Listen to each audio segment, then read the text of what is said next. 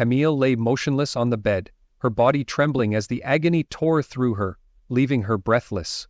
Each wave of pain was a relentless reminder of how close she was to bringing life into the world.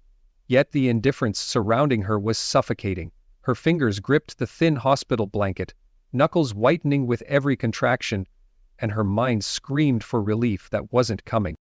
The faint sound of footsteps in the hallway broke the monotony, and for a moment, her heart fluttered with hope.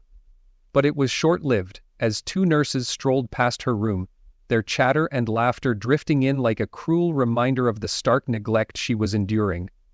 She tried to call out, her voice cracking, but they were already gone, their silhouettes vanishing beyond the doorway.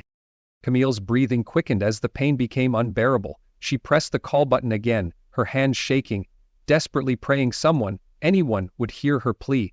The sterile room felt colder with each passing second, its emptiness amplifying her vulnerability. She tried to sit up, her body protesting every movement, but the effort left her dizzy and weak. Her mind raced with questions. Why weren't they helping her? What had she done to deserve this callous treatment? She had come to the hospital for care, for safety, but all she felt was abandonment. Tears streamed down her face as the reality of her isolation began to set in. Finally, the door creaked open again. Camille's eyes darted to the figure entering, her chest tightening with a fragile hope.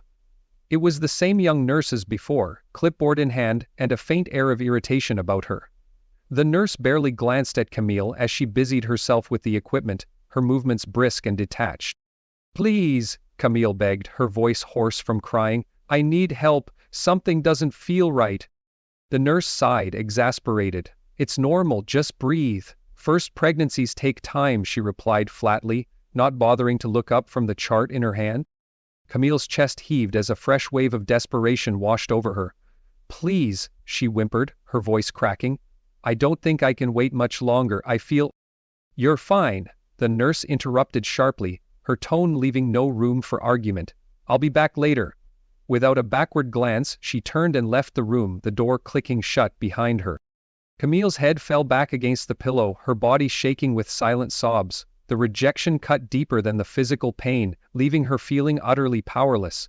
Another contraction surged, wrenching a guttural cry from her lips. Her hand instinctively moved to her belly, and for a moment she thought she felt a shift, a movement that signaled her baby was closer than anyone had realized.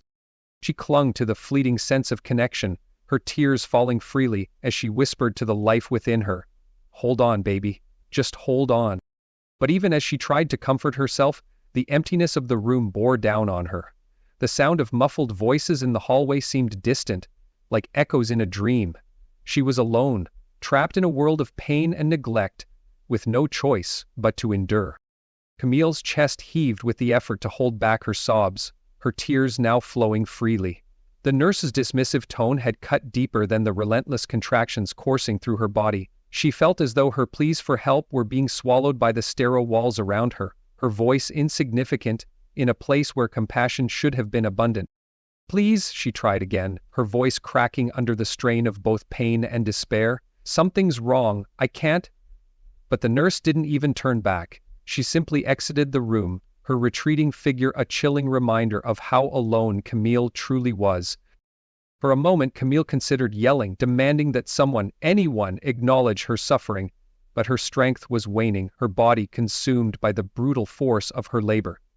She fell back against the stiff hospital pillow, her hands trembling as they gripped the sheets. Her breaths came in shallow gasps, her vision blurring from the tears pooling in her eyes. She glanced toward the door, hoping against hope that it might open again, this time revealing someone who cared.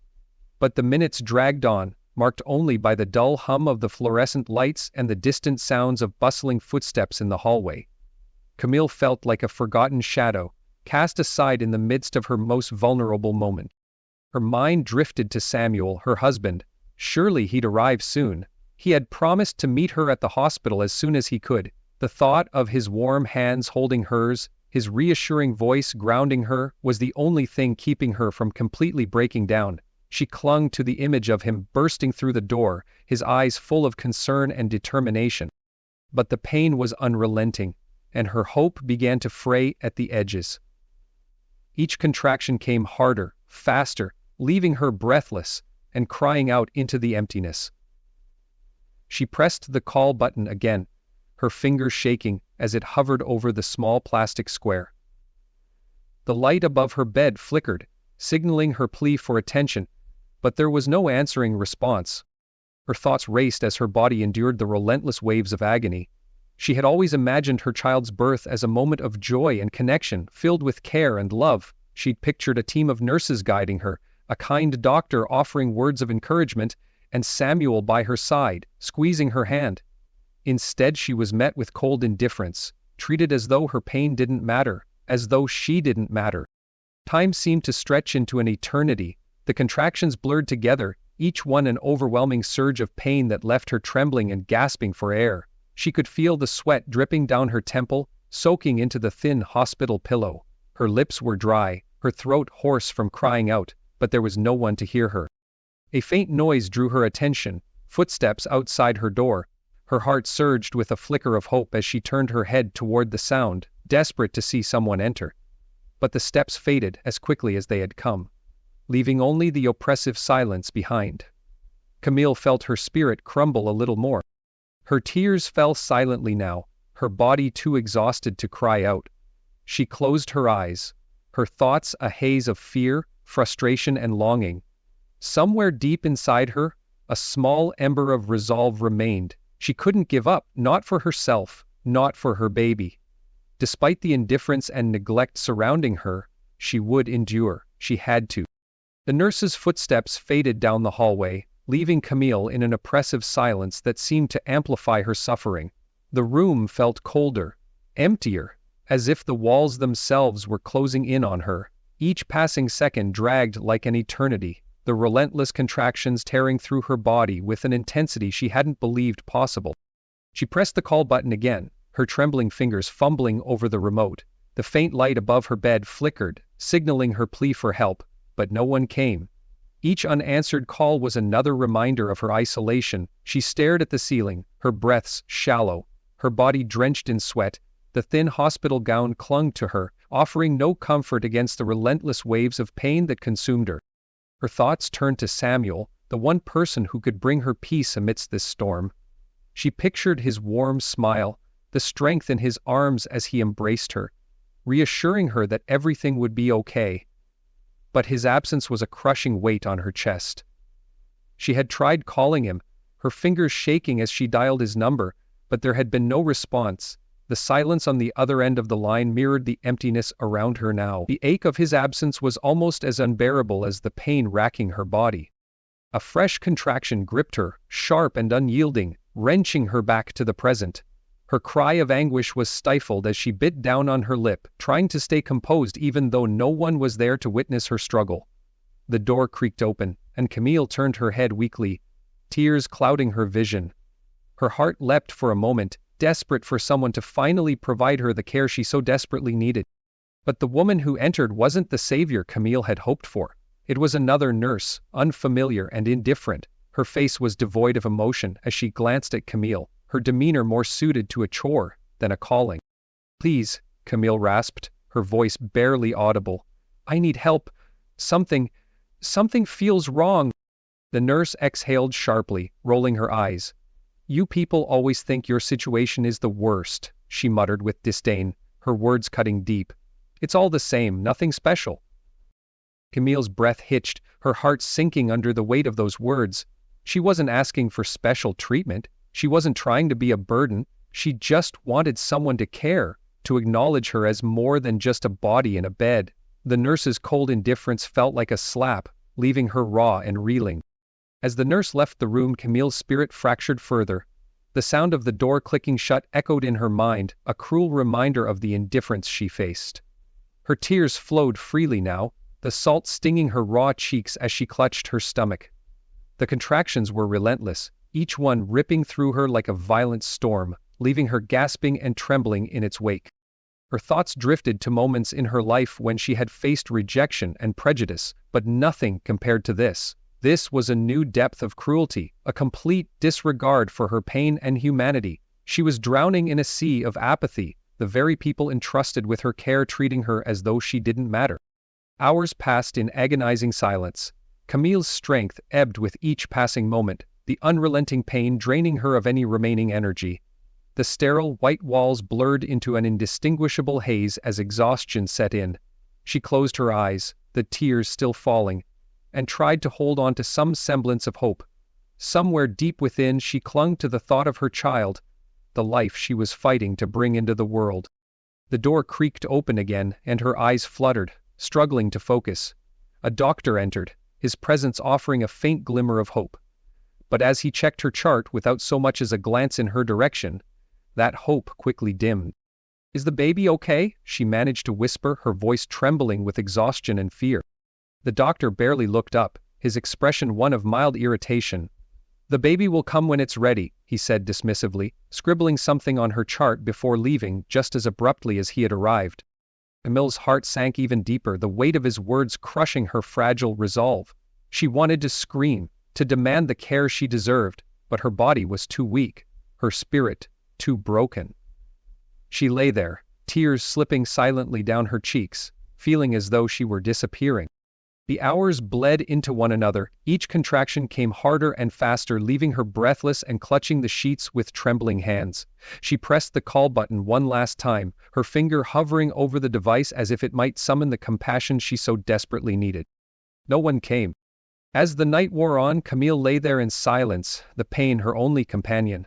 Her body shuddered with exhaustion, her mind clouded with despair. She had reached the end of her strength, her spirit frayed and broken. All she could do now was endure, clinging to the faint hope that somehow this nightmare would end. Camille lay still, her breaths shallow and labored.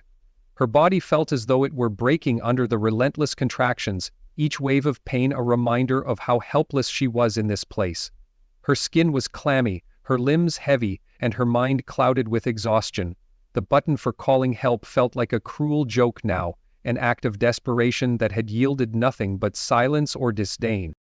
As another contraction tore through her, Camille pressed the call button again, though her trembling thumb hesitated over the small device. The faint beep echoed in the sterile room, but her hope had long since faded. She didn't expect anyone to come. Hours of neglect had reduced her cries for help to a hollow routine. A plea she knew would remain unanswered. She was adrift in her suffering, waiting for the rare mercy of someone caring enough to step in. Her thoughts turned again to Samuel. His presence was all she craved, a steadying force amidst the chaos.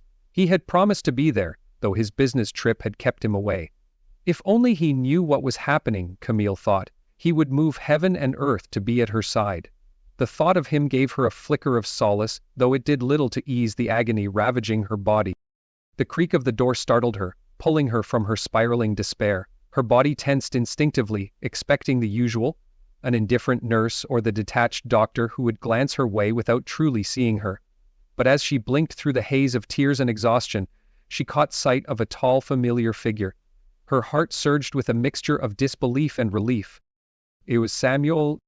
He crossed the room in a few long strides, his face etched with worry and determination.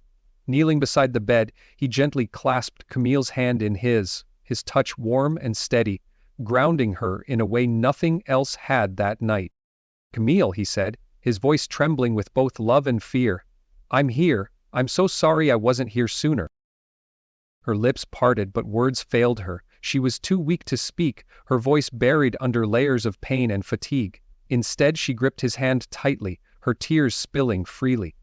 Though her body was racked with agony, his presence brought a fragile spark of hope she hadn't felt in hours. Samuel's gaze searched her face, his concern deepening with every second. "What's going on?" he asked urgently. "Why haven't they started helping you yet? Why hasn't anyone done anything?" Camille shook her head weakly, unable to articulate the torment she'd endured. The tears trailing down her face told him everything he needed to know. Fury flashed in his eyes and he rose to his feet, his hand still firmly holding hers. "I'm getting someone," Samuel said, his voice firm with resolve. "This ends now." Before he could move, the door opened again and the doctor from earlier strolled in. His demeanor was as detached as before, his attention fixed on the clipboard in his hands. He didn't so much as glance at Camille. "We're just waiting," the doctor said flatly, flipping through the papers. "She's progressing, but it takes time. First pregnancies are often slow." Samuel's jaw tightened, and his voice dropped, steely and deliberate. "Take time?" he echoed. "My wife has been here for hours, and no one has even bothered to check on her properly. She's in visible agony, and you're just waiting?" The doctor shrugged, still not looking up. "That's normal. We can't rush these things, and we have other patients to see. There's no need for unnecessary interventions." Samuel's grip on Camille's hand tightened, his fury barely contained. "Unnecessary interventions," he repeated, his voice rising. "She's been ignored, dismissed, and left to suffer. Have you even looked at her? Do you even see what state she's in?" The doctor finally looked up, his expression impassive. "Labor is painful," he said dismissively. "We've given her pain relief. What more do you expect?" Samuel's nostrils flared as he took a step closer, his voice shaking with anger. "I expect her to be treated like a human being," he said, each word carrying the weight of his frustration, "not as some inconvenience for you to brush off because you don't care enough to do your job." The doctor sighed, clearly annoyed by the confrontation. "I understand you're upset," he began, his tone dripping with condescension. "But this is how labor goes. Sometimes it's slow. We can't—" "Because what?" Samuel interrupted sharply, his voice cutting through the room. "Because she's black." The words hung in the air like a thunderclap, heavy with truth and accusation. The doctor's eyes widened slightly, but he said nothing. The silence that followed was deafening, charged with the weight of Samuel's words and the undeniable reality they carried. Samuel stepped closer, his gaze unrelenting. "You think I don't see it? The way you've dismissed her pain, ignored her cries for help? This isn't just neglect, it's prejudice, and I won't stand for it." The doctor opened his mouth as if to respond, but no words came. His clipboard trembled slightly in his hands, and for the first time, his composure faltered. Samuel turned back to Camille, his hand steadying hers as he spoke softly. "I'm not leaving this room until you get the care you deserve." Not for one more second. The doctor's lips pressed into a thin line, but he didn't argue. He glanced down at his clipboard, muttered a quick, "I'll send someone in to check on her," and made his way toward the door. "In a bit?" Samuel's voice cut through the room like a blade, sharp and uncompromising. "No. You'll send someone right now. Immediately." The doctor stopped, his shoulders stiffening. For the first time he turned to look at Samuel, really look at him, as though only now realizing he might be more than an angry husband. There was a flicker of hesitation in his eyes before he gave a curt nod and left without another word. As the door closed, Samuel returned to Camille's side, his hand brushing away a tear that had slipped down her cheek. "I'm sorry," he whispered, his voice heavy with guilt and sorrow. "I should have been here sooner. I didn't know. I had no idea this was happening." Camille managed a faint smile, though her face was still etched with pain. "You're here now," she murmured, her voice soft but steady. "That's all that matters." Samuel's jaw tightened, and he sat down beside her, gripping her hand like a lifeline. "I'm not leaving you again," he promised, his tone fierce and unwavering. "I'll make sure they do their jobs. I'll make sure you're okay." The door creaked open again, and this time a nurse hurried in. Her demeanor was entirely different from before, flustered, nervous, and visibly unsettled. She glanced between Samuel and Camille, her hands trembling slightly as she moved to check the monitors. "I'll examine her now," the nurse mumbled, adjusting the equipment with noticeably shaky hands. Samuel stood, his imposing presence filling the room. He didn't raise his voice, but his tone was firm, leaving no room for argument. "You'd better make sure you're doing everything correctly," he said, his eyes locked on her. "My wife has been left in pain for hours, and that stops now." The nurse nodded quickly, her movements becoming more precise as she fumbled with the chart and checked Camille's vitals. She avoided Samuel's piercing gaze as she worked, her expression pale and tense. Samuel turned back to Camille, sitting down again and gently brushing her hair away from her face. His voice softened, filled with tenderness. "You're going to be okay," he assured her. "I'll make sure of it." For the first time in what felt like an eternity, Camille felt a flicker of hope. Samuel was here, and his presence brought with it a sense of safety and justice that had been absent for hours. Yet even as she clung to his hand, the weight of everything she'd endured pressed heavily on her chest. The cruel indifference, The biting remarks, the relentless pain, it couldn't be erased so easily. Samuel's arrival was a balm, but it couldn't undo the damage that had been done. The nurse finished her checks quickly, offering a stammered assurance before hurrying out of the room. Camille's care was finally being prioritized, but Samuel wasn't finished. He sat beside her, his hand never leaving hers, his mind racing with thoughts of everything that had gone wrong. "This isn't just about fixing it now," he said quietly, his voice low but resolute. "They need to be held accountable for what they've done, for what they let you go through." Camille nodded faintly, her strength nearly gone, but her trust in Samuel unwavering. "Make sure they do," she whispered, her voice a fragile echo. Hours later, in a starkly lit conference room, Samuel stood before a table of doctors and nurses, his expression steely and unrelenting. Each face around the table bore signs of unease, shoulders hunched, eyes darting nervously. They all knew why they were there. Samuel's gaze swept over them, sharp and unforgiving. "You failed her," he began, his voice cold and precise. "Every single one of you failed to provide the care she deserved. You ignored her pain. You dismissed her cries for help. You treated her like she was less than human." The room was silent, the air thick with tension. No one dared to speak. "Camille is finally getting the attention she needed hours ago," Samuel continued, his tone unwavering. "But the damage you've done, the neglect, the cruelty, can't be undone. This isn't just about one patient or one night.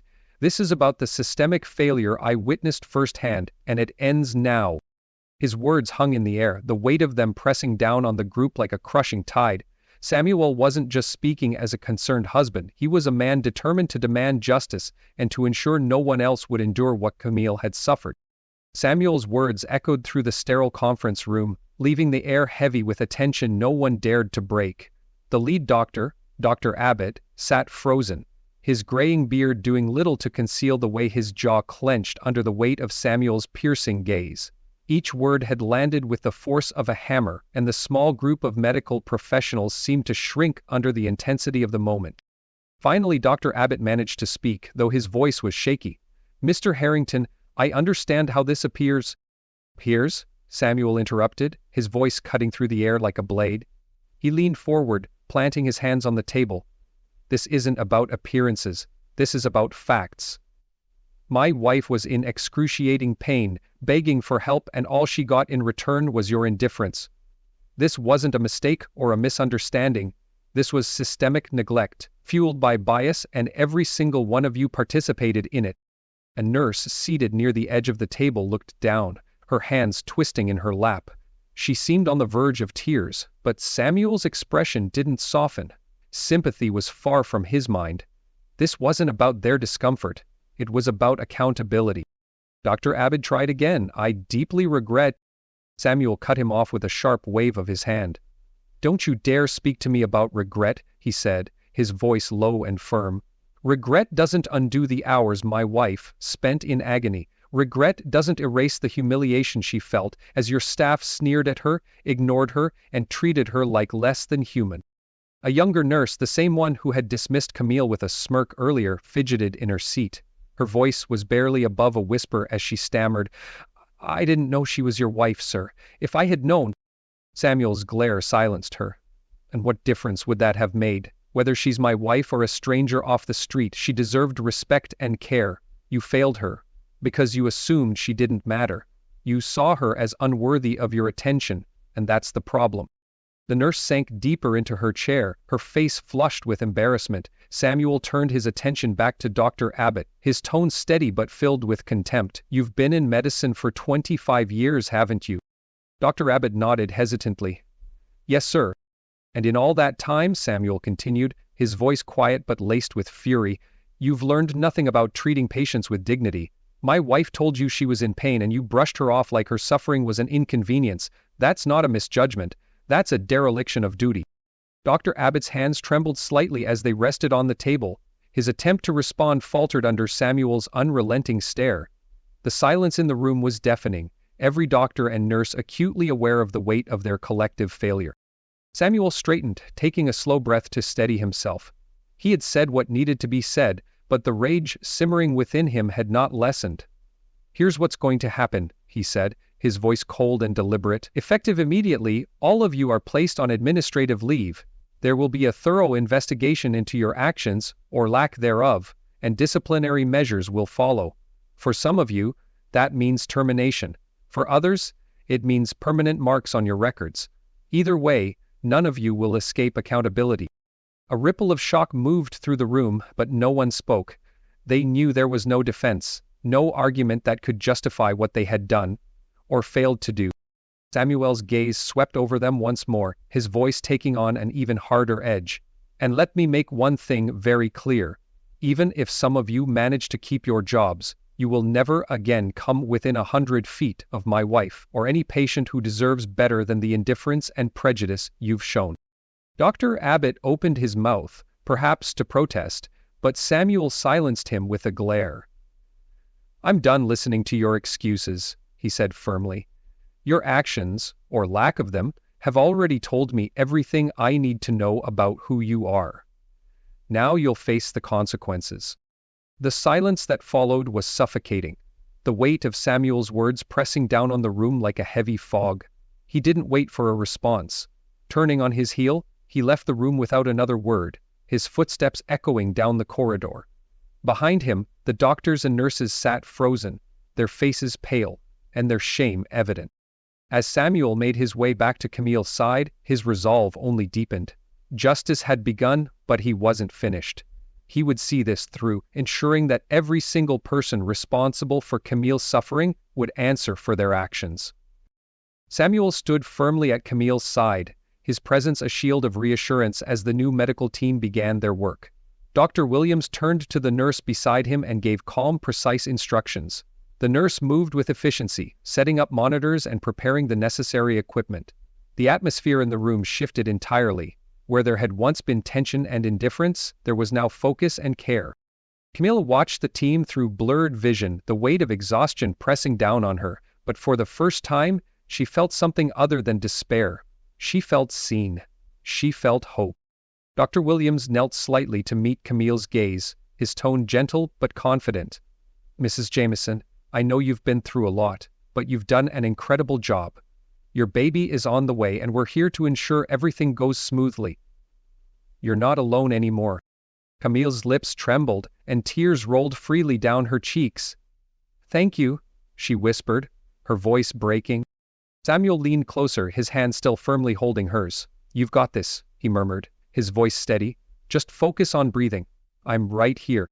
The contractions were still intense, but the presence of the new team and Samuel's unwavering support made them feel slightly more bearable. Camille gritted her teeth and focused on Dr. Williams' calming instructions. The team worked seamlessly around her, their movements careful yet deliberate. For the first time in hours, she felt like she was in the hands of professionals who cared. "All right, Mrs. Jameson," Dr. Williams said after a few moments, his voice filled with encouragement. "It's time to push. You've got this." Camille nodded, summoning the last reserves of her strength. She gripped Samuel's hand tightly, his calm gaze giving her the courage to face the overwhelming pain. Each push felt like a mountain she had to climb, but with each one, she inched closer to the moment she had been longing for. "You're doing amazing," Samuel said softly, brushing damp strands of hair from her forehead. His voice was soothing, steady, grounding her through the storm of labor. "Just a little more. We're so close." Minutes felt like hours, but finally the room was filled with the sound of a newborn's first cry. Camille let out a gasp, her chest heaving as tears streamed down her face. Relief and joy overwhelmed her, the pain momentarily forgotten. Dr. Williams smiled warmly, lifting the tiny baby so Camille could see. "Congratulations, Mrs. Jameson. It's a healthy baby boy." The nurse carefully placed the baby on Camille's chest and she stared down at him, her heart swelling with a love so profound it left her breathless. His tiny fingers curled instinctively, his cries softening as he nestled against her. Samuel's hand never left hers as he leaned down to kiss her forehead. "He's perfect," he whispered, his voice thick with emotion. "You did it." Camille gazed up at him, her face glowing despite her exhaustion. "We did it," she said, softly, her voice filled with gratitude. The room seemed to fade away as they focused on their son, their little family finally whole. For a moment, Everything else, the pain, the cruelty, the neglect, was distant. All that mattered was the tiny life cradled in Camille's arms. Dr. Williams stepped back, giving the family a moment of privacy. He exchanged a glance with Samuel, a silent understanding passing between them. Samuel gave him a nod of gratitude, his expression firm but appreciative. The nightmare was over, but Samuel knew there was still work to be done. He would ensure that every person responsible for Camille's suffering faced justice, and he would fight to make sure no one else experienced what she had. For now, though, he allowed himself to simply be present, to cherish the moment he had almost feared would never come. As Camille held their son close, Samuel wrapped an arm around her, pulling her gently against him. Together, they watched their baby, their hearts filled with love and resolve. They had endured unimaginable pain and cruelty, but in this moment, they had found something stronger. A new beginning. Dr. Williams maintained his calm demeanor, methodically guiding the final steps of the process as the team worked with seamless precision. The atmosphere in the room had shifted completely. It was no longer a place of despair, but one filled with determination, care, and purpose. Camille's breaths came in shaky gasps as she gazed down at the tiny bundle resting against her chest, her tears flowing freely. She could hardly believe it. The long, excruciating ordeal had finally brought her to this moment. The baby's cries were small and insistent, a sound that filled the room with a warmth that melted away the lingering shadows of pain and neglect. Camille cradled her newborn daughter closer, her trembling hands brushing over the soft, delicate skin. She had imagined this moment 1,000 times, but the reality was more overwhelming and beautiful than she had ever dreamed. Samuel was at her side, his expression a mixture of awe and emotion. His eyes glistened as he looked from Camille to their baby. "You're amazing," he whispered, his voice barely steady as he leaned in closer. "You did it, Camille. You brought her into the world." Camille glanced up at him, her face shining with tears and exhaustion. "We did it," she murmured, her voice soft yet full of conviction. "She's here, Samuel. She's finally here." The nurses moved quietly around them, their presence almost imperceptible as they allowed the family this sacred moment.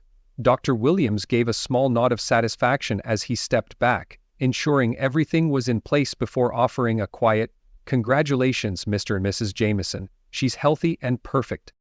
Samuel reached down, his large hand gently cupping the tiny fingers of his daughter as they curled instinctively around his touch. He couldn't take his eyes off her, every detail of her face etched into his memory. "Welcome to the world, little one," he whispered, his tone filled with a wonder he hadn't felt in years. Camille's heart swelled with a mixture of love and relief. She gazed at her daughter, marveling at the tiny miracle she had fought so hard to bring into existence. All the pain, the fear, the injustice, it was still there, etched into her memory, but it no longer defined this moment. This was their victory, their beginning. As the medical team began cleaning up and preparing to leave, Dr. Williams approached Samuel. "If there's anything else you need, anything at all, don't hesitate to let us know," he said sincerely. Samuel nodded, his grip tightening protectively on Camille's hand. "Thank you, Dr. Williams, for everything. You've shown us what real care should look like." Dr. Williams gave a respectful nod before exiting the room, leaving the small family alone in their newfound peace. The quiet hum of the hospital faded into the background as Camille and Samuel remained focused on their daughter. Camille kissed the baby's forehead, her lips lingering against the soft skin as she whispered, "You're going to grow up loved, little one, so loved." Samuel sat beside them, his arm around Camille's shoulders, holding both of them close. "We're going to make sure of that," he promised, his voice steady and resolute. The weight of their ordeal hadn't disappeared, but in this moment, it no longer mattered. They had their daughter. Their family was complete. And together they would move forward, stronger than before, ready to face whatever came next. This was the beginning of a new chapter, and they would write it together. Camille looked at Samuel, her eyes filling with a mix of hope and admiration. "A foundation?" she asked, her voice quiet but steady, as though she was afraid to believe it was possible. Samuel nodded, his expression resolute. "Yes, a foundation that focuses on advocacy, education, and support. We'll work to ensure no woman feels as powerless as you did. We'll provide legal assistance if they want to pursue justice, offer resources to help them navigate the healthcare system, and educate providers on the importance of empathy and respect."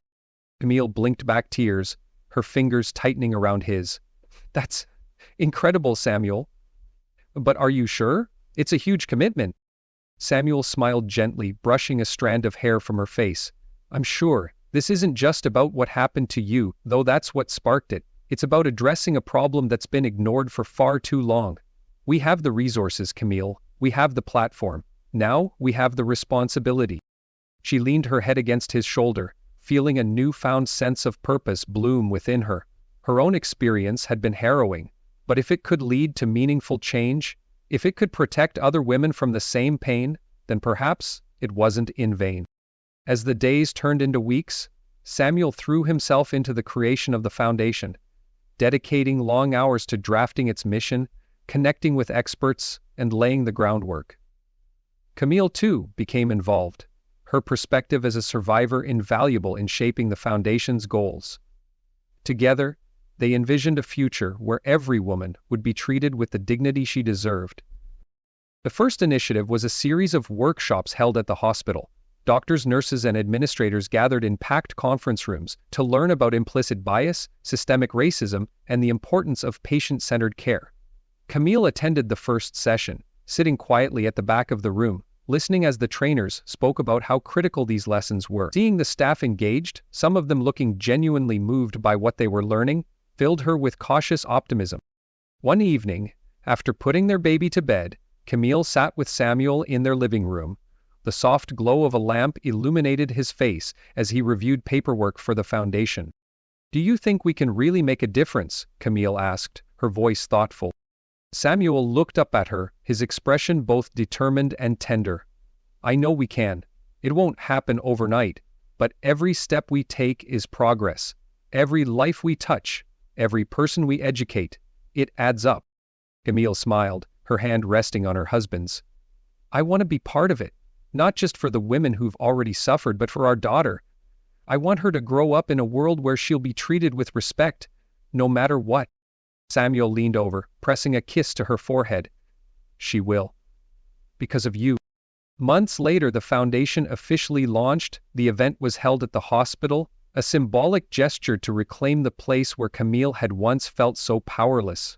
The turnout was overwhelming. Community leaders, activists, healthcare professionals, and women from all walks of life came together to show their support. Camille stood by Samuel's side as he addressed the crowd, his voice strong and clear as he spoke about their mission. "This foundation is a promise," he said, his eyes scanning the room, "a promise to fight for equity, to amplify the voices of those who've been silenced, and to create a healthcare system where compassion isn't optional, it's the standard." When it was Camille's turn to speak, she stepped up to the podium, her heart pounding but her resolve unshaken. "I didn't choose to go through what I did," she began, her voice trembling slightly. "But I can choose what I do with that experience. Today, I choose to fight. Not just for myself, but for every woman who's ever been dismissed, ignored, or dehumanized. This isn't just my story, it's our story." The applause was thunderous, echoing through the room like a wave of solidarity. As Camille stepped away from the podium, Samuel reached for her hand, his pride evident in his eyes. "You were amazing," he whispered, his voice thick with emotion. Camille smiled, her heart full. For the first time since her ordeal, she felt a sense of peace, not because the battle was over, but because they had found a way to transform pain into purpose. That night, as she held her sleeping daughter close, Camille knew the journey ahead would be long and challenging, but she also knew they were not alone. Together, she and Samuel had built something meaningful, something that would outlast them and make the world a better place for their daughter and countless others. Camille held her daughter close, her heart swelling with a quiet sense of triumph. The journey had been harrowing, filled with moments of despair and pain, but it had led her to this point, a new beginning for her family and countless others. Her daughter's tiny breaths were a reminder of why they had fought so hard, and why they would continue to fight. As she sat in the soft glow of the nursery light, Samuel knelt beside her, his hand gently resting on her knee. You turned pain into power, Camille, he said softly, his eyes brimming with pride. Because of you, so many will have a voice. You've created something lasting, something that will keep helping people long after we're gone. Camille reached for his hand, their fingers intertwining. We did it together, she whispered. Every step, every hard moment, you were there, and that gave me the strength to keep going. Samuel smiled, leaning forward to kiss her forehead. And I always will be. The nursery was quiet, the only sound the soft coos of their sleeping baby. It was a peace hard-won, a moment carved out of the chaos they had endured. Yet Camille knew this was only the beginning. Their work was far from over. There were still systems to challenge, voices to amplify, and lives to change. For now, though, she allowed herself a moment to breathe, to savor this victory. Her daughter's tiny hand rested against her chest, a symbol of the future they were building, a future of inclusion, compassion, and equality. As she and Samuel sat together, the weight of their shared journey gave way to a profound sense of purpose. They had faced cruelty and indifference, but they had also proven that love, resilience, and determination could overcome even the greatest of challenges. Thank you for following this powerful story to the end. Camille's journey is a testament to the strength of the human spirit and the power of fighting for what's right. If this story moved you, don't forget to subscribe to the channel for more inspiring stories like this one. Share this video with your friends, it could make a difference in their lives, and let us know in the comments where you're watching from. Together, we can spark change. See you in the next story.